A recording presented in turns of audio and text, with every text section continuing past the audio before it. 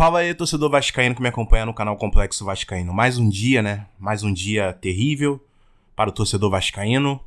Mais um dia que a gente acorda irritado. Mais um dia que a gente acorda sem saber o que vai acontecer com o nosso time.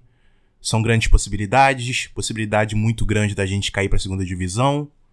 Possibilidade para a gente permanecer na Série A é menor. Mas é dúvidas atrás de dúvidas, cara. E isso acompanha o torcedor vascaíno nos últimos tempos. Já falei pra vocês nessas últimas semanas, se a gente for recapitular, em 2020 a gente também tava na dúvida, mas o time caiu. Em 2021 a gente tava na esperança do time subir pra Série A, o time não subiu. Em 2022 a gente tava na dúvida até o finalzinho, inclusive hoje faz um ano daquele jogo contra o Sampaio Corrêa, em que a gente perdeu em São Januário.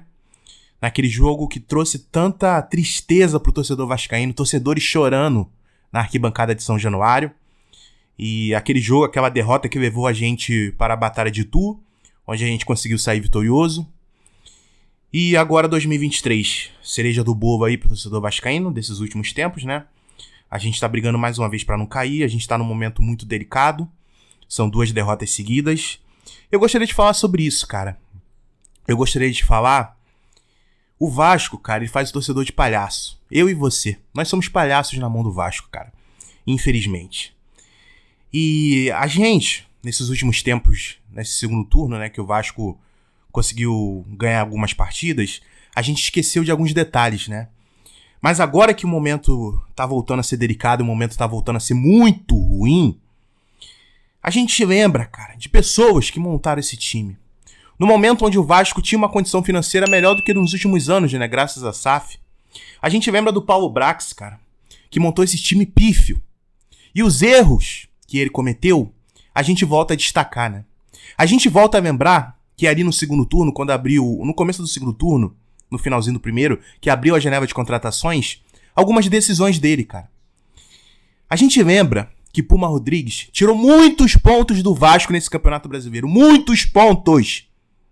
Qual foi a decisão do Paulo Brax? Permanecer com o Puma Rodrigues e trazer o Paulo Henrique, que ainda bem que tá jogando bem, né? Mas eu não vou entrar nesse detalhe, não. Mas o Paulo Henrique tá jogando um bom futebol com a camisa do Vasco nos últimos 2 jogos, cara. Mas por que será, cara, que ele permaneceu com o Puma Rodrigues no elenco?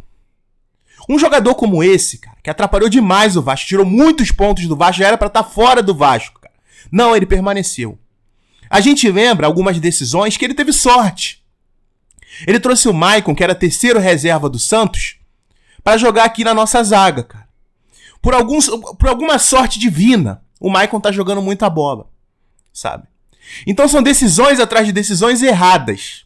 Decisões ali no começo do ano, que a gente lembra que o Vasco contratou o Luca Orediano, um dos jogadores mais caros dos últimos anos, né, de contratações do Vasco, onde é um jogador muito fraco, extremamente fraco, um jogador raquítico, onde ele não ganhou físico. Não ganhou físico. É um jogador que nesse momento que a gente tá passando por tanta dificuldade, era pra ele entrar e minimamente ajudar o time do Vasco, não. Mas ele é horrível. Assim como outros jogadores que a gente tem no banco. A gente tem Sebastião Ferreira, que ainda bem que o Verratti veio. Se a gente dependesse de Sebastião Ferreira, o Vasco tava fudido. Desculpe a palavra, o Vasco estaria fudido mais do que já está. A gente depender de Eric Marcos, onde nem era pra entrar mais dentro de campo. Nem era pra entrar. Vocês se lembram do Ryan? O Ryan, ele apareceu muito bem, mas ele é muito novo. O Vasco decidiu resguardar o Ryan. Ryan que, inclusive, fez um gol com a camisa do Vasco, com 16 anos, né? Ele fez aquele gol contra o Internacional lá em Porto Alegre. Resguardaram o Ryan. Por que não fizeram isso com o Eric Marcos? Ou por que não dispensa alguns jogadores da base, cara? O Vasco, ele alimenta muito isso. A uma hora os jogadores da base vão render. Não vão. O Miranda não vai render com a camisa do Vasco, e deram muitas oportunidades pro Miranda. O Figueiredo não vai render com a camisa do Vasco, e deram muitas oportunidades pro Figueiredo, aliás.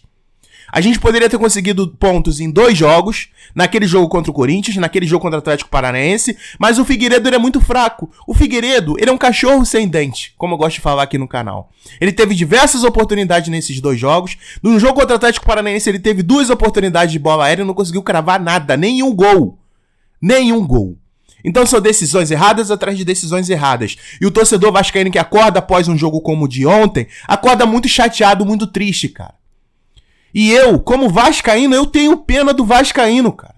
Eu tenho pena. A gente que frita, eu frito aqui no canal e muitos de vocês aparecem aqui comentando aqui embaixo. Eu agradeço muito a vocês, cara. Ontem eu dei a minha opinião do que eu acho que aconteceu no jogo de ontem. Sabe, vocês escreveram aqui embaixo, não, eu acho que foi isso, eu acho que foi aquilo. E tá tudo bem, cara. Aqui no canal eu não tô dizendo que a minha verdade é única. Não, eu amo quando vocês comentam. Mas o ponto que eu destaco é que a gente frita muito a cabeça, cara. A gente vive fritando, não é por causa disso, é por causa daquilo, é por causa daquilo, é por causa daquilo. Sabe qual é o problema, cara? A verdade sabe qual é a verdade? Esse time é incompatível com a camisa do Vasco. Esse time que a gente tem hoje, ele é incompatível com essa Cruz de Malta aqui, ele é incompatível, cara. Porque eu tenho uma conclusão pra vocês, eu tenho uma certeza absoluta, cara. Se esse mesmo time do Vasco estivesse com outra camisa de um Atlético Paranaense da vida, não ia estar brigando pra cair pra segunda divisão, cara. O Vasco, ele tem um grande problema, que a gente tá numas trevas tão profunda, cara, tão profunda, que pra gente sair disso tem que montar uma porra de uma seleção. O Vasco tem que montar a porra de uma seleção. Se vier com o jogador mais ou menos, aqui não dá certo. Pode dar certo em Atlético Paranaense, pode dar certo em Cuiabá, mas aqui no Vasco não dá certo.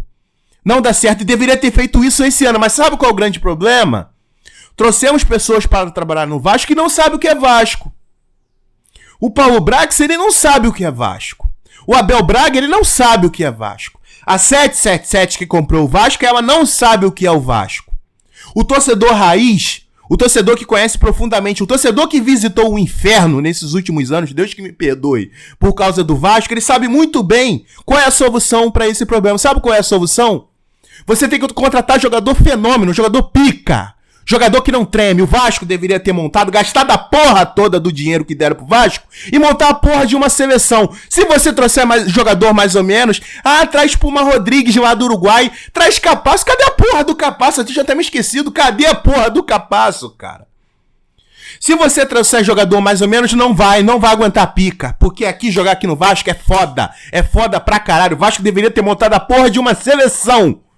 Uma seleção, o torcedor vascaíno raiz, ele sabe muito disso. Pro Vasco ter tranquilidade, são 2-3 anos com 2-3 anos com uma seleção formada. Jogadores que tem, culhão. Jogadores que aguentam jogar nesse tipo de pressão, cara. Mas não. Eles continuam tratando dessa maneira. Não, vamos ter austeridade financeira. Vamos ver ali jogador que joga mais ou menos ali naquele clube. No Vasco não funciona. Isso não funciona. Não funciona, cara. Talvez daqui a 4 ou 5 anos com estabilidade isso funcione. Você trazer um jogador ali de um clube pequeno, mais ou menos e tal, que tá jogando muito, você traz e ele resolve. Mas no momento do Vasco, o Vasco precisa de 3 anos, 4 anos de paz. E pra gente conquistar 3, 4 anos de paz é só de um jeito, você montando a porra de uma seleção. Montando um time pica. Esse time do Vasco hoje, o titular deveria ser reserva de um time fenomenal. No máximo, esse time hoje, titular nosso, deveria ser reserva de um time fenomenal. Porque o torcedor, ele precisa de tranquilidade. O torcedor, ele precisa acordar no outro dia e tá tranquilo. Caraca, o Vasco empatou, mas tá bom, estamos em 8º. O Vasco empatou, mas estamos em 4º. Vamos lá, vaga na Libertadores. Mas é todo ano um inferno, como eu disse pra vocês lá no começo do vídeo, cara. Então, o Paulo Brax fez um trabalho péssimo com a camisa do Vasco. Péssimo. E agora, a gente volta a ficar na lama profunda, a gente volta a lembrar o nome desses caras. Igual eu já falei muito aqui no canal. Muito aqui no canal, né? E eu tava até conversando com um amigo sobre isso, cara. Alguns jogadores, cara, isso não é a primeira vez que acontece não na minha história de torcedor do Vasco, cara. Alguns jogadores eu tenho pena, galera. Eu tenho pena. E hoje no elenco do Vasco eu tenho muita pena de um jogador, cara. De um jogador. Esse jogador se chama Lucas Piton, cara. Que temporada fenomenal o Lucas Piton vem fazendo com a camisa do Vasco. Fenomenal! Lucas Piton, não sei se vocês se lembram, ou se vocês sabem disso. Lucas Piton só deixou de jogar um jogo nessa temporada de Campeonato Brasileiro de Série A. Só um jogo por suspensão. Jogou todos os outros jogos. Sempre comparece na frente tentando dar o cruzamento. Defensivamente é muito bom. Teve mini erros nesse Campeonato Brasileiro. Eu destaco aquele gol que ele perdeu contra o Internacional. Mas foda-se, ele é lateral.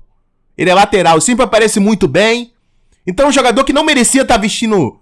Tá jogando, aliás, do lado desses caras, desses bagres. E eu falo que o Lucas Piton no final do ano, ele vai embora e seja feliz num time da Europa. Você não merece passar por isso, Lucas Piton. Você não merece. Você não é um fracassado igual o Puma Rodrigues. Você não é um fracassado igual o Eric Marcos. Você não é um fracassado igual o Léo Pelé. Eu espero muito, toda a sorte do mundo pro Lucas Piton no final desse ano, que ele vá pra algum clube da Europa e brilhe lá e seja feliz, cara. Porque eu destaco ele, cara. Eu destaco ele, um cara que não arrega de jeito nenhum, tá sempre jogando, sempre dando a vida, sabe?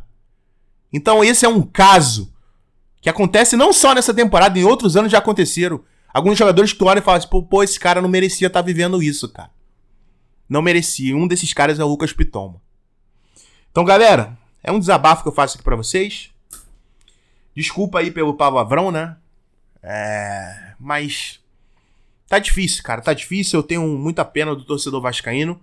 Tem vários amigos que eu converso. Eu vejo postagens em redes sociais dizendo, pô, mais um dia, tristeza. O Vasco ontem perdeu. E o torcedor, cara, é muito... É de se espantar, cara.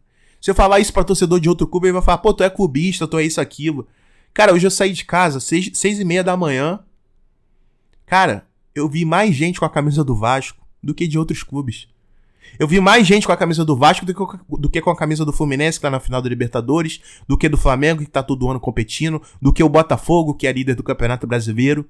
Eu vi mais gente com a camisa do Vasco, cara. É impressionante. Então hoje, cara, hoje não, desde sempre, nesses últimos 20, 25 anos, o torcedor vascaíno sabe muito bem disso, cara. O Vasco é um gigante deitado, adormecido, cara. É um gigante. E pra recuperar isso, é só você montando a porra de uma seleção, um time fenomenal, pra você voltar a dar tranquilidade pro torcedor vascaíno. Porque o torcedor vascaíno não merece mais Puma, não merece mais Capasso, não merece Orediano, não merece Alex Teixeira, não merece porra de Léo Pelé. Vocês conseguem compreender? Não merece Robson Bambu, não merece Miranda, não merece Figueiredo, não merece essas porra de base forte ao caralho, porra. Rapaziada, é mais ou menos isso. Desculpe todos os palavrões, mas hoje é um dia pesado, cara. Hoje é um dia pesado. Rapaziada, é mais ou menos isso que eu trago pra vocês. Valeu, tamo junto e é nóis. Valeu.